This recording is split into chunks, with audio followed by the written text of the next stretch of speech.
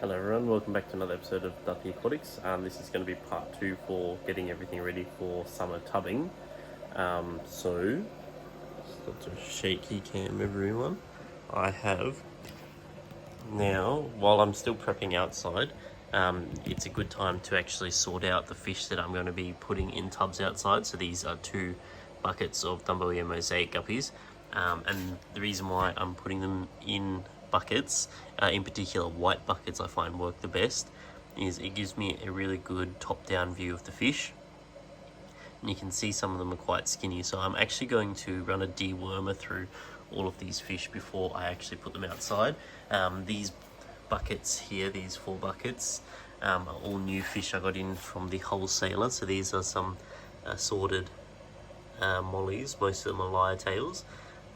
They're a little bit freaked out because I'm viewing them from top down, but they've all come in looking pretty good. I've got some crushed coral in there to keep the pH and carbonate hardness a bit higher.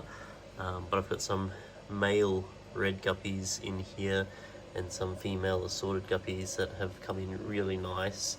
But I'm just going to feed them all some brine shrimp first, and then after a couple of days I'm going to start a deworming treatment, all of them. But they're all coming in pretty healthy and none of them are too skinny. So these are sunset platies in here. These are some assorted ones. Now there is one, this one right here is a little bit concerning from a top-down view. You can see when the camera focuses, hold on, well, that's really blurry. You can see his eyes.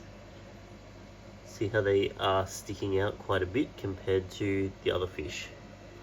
That can be a sign that he has TB. So I'm going to feed some live food and see how they go after a couple days, and then run a dewormer through them. And if it is just that he's a bit skinny and wasting away from malnutrition, you should put the weight back on and then look fine. But if it doesn't get better and it gets worse, especially the eye bulging, I'll probably have to euthanize him, because I don't want any potential TB to spread to the other fish, which can happen when the fish eat the dead bodies of other fish. These are some assorted swordtails. A little bit freaked out seeing my ugly face looking above them, but they're actually all pretty healthy as well, so they'll get some live food. These are some little breeding projects. So these are all rice fish. If I get the torch here, don't know if you can see them. There's some fry in here darting around, one right in the center there and there. And I just hatch the spawning mobs out in this bucket and feed them live baby brine shrimp or Daphnia. There's nothing hatched out in here yet,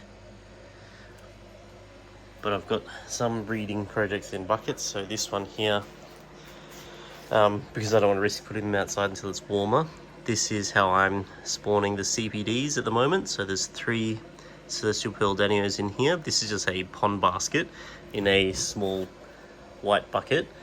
So I've got 2 females and a male. I've actually got 5 CPDs in total, but unfortunately I got the wrong ratio. So I've got 3 males and only 2 females. So in such a small thing, I've put the 2 females and 1 male just so they don't get all stressed out. But when I get some better numbers and I start breeding them inside, this one's actually from Blake's Aquatics.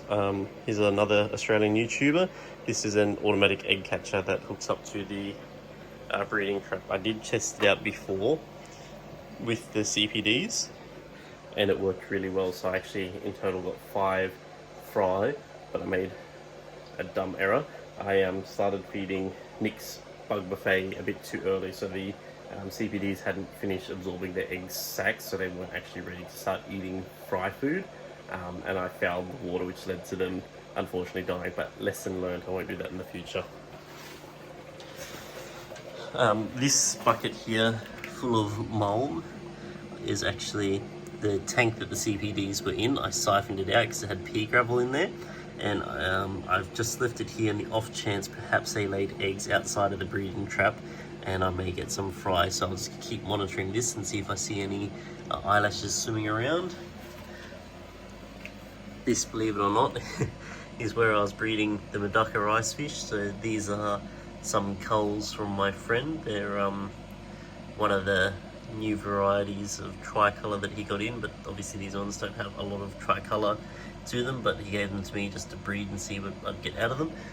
And just sitting this mop in here, oops, scared one in there, there will be already some eggs. So Medaka rice fish are very easy to breed, doesn't matter inside, outside. The video I did for breeding them outside has done pretty well. It's literally as simple as this. So you can see there's egg down here, there's egg here, there'll be more scattered in here.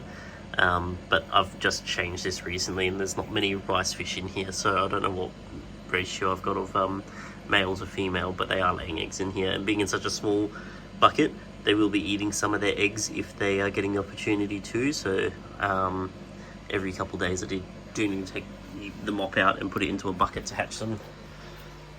But again, Medaka rice fish are super simple. These are some culls of my orange that I brought inside just to demonstrate again how easy it is to breed them. And again, more eggs just here. So yeah, that's that fungused up egg, because you see how white it's gone, so that will actually have to be picked out so it doesn't fungus up any of the other eggs. And even with the milfoil in here, so this milfoil plant, they'll lay eggs in there as well, but they're still laying eggs in the mop. So rice fish are very easy to breed inside, outside. You don't need a heater.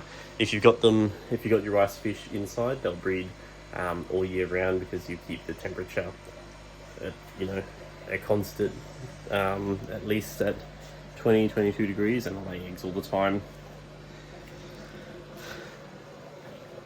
But yeah, so getting your fish ready for going into your tubs outside is very important.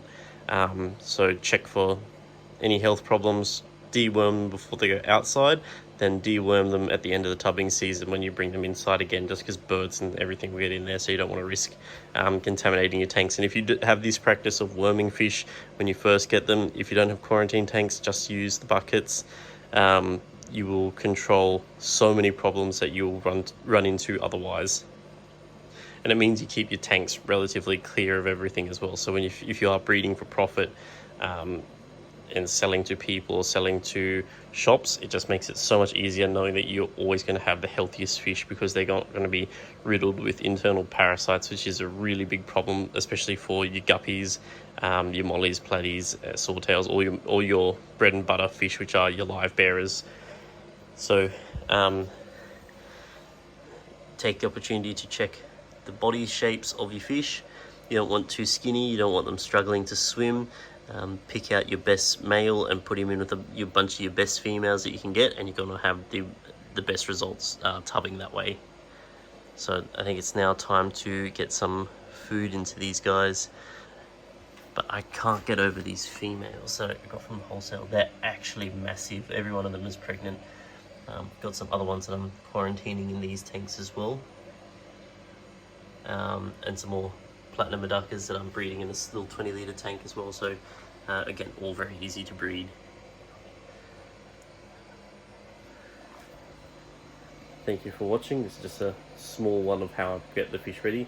Once I finish doing outside, I'll film that as well, setting up the tubs for each one of these species.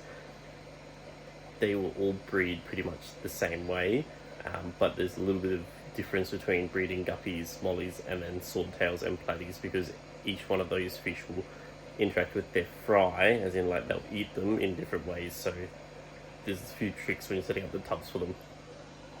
Hope you enjoyed, and I'll see you in the next one. I'm trying to be a bit more consistent with uploading.